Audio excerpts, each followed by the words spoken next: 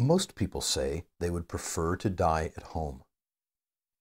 When we imagine dying from what we think is a distance, we see place as important.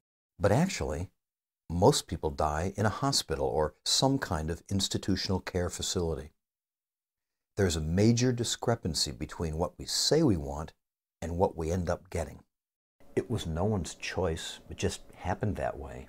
The EMTs and the nurses and the doctors all did what they had to do. We change our mind at the end. It's harder to resist asking for maximum medical effort when death feels close. Other people subvert our wishes.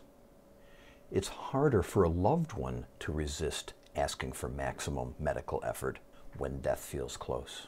We aren't sufficiently informed about the realities of dying when we say we want to die at home.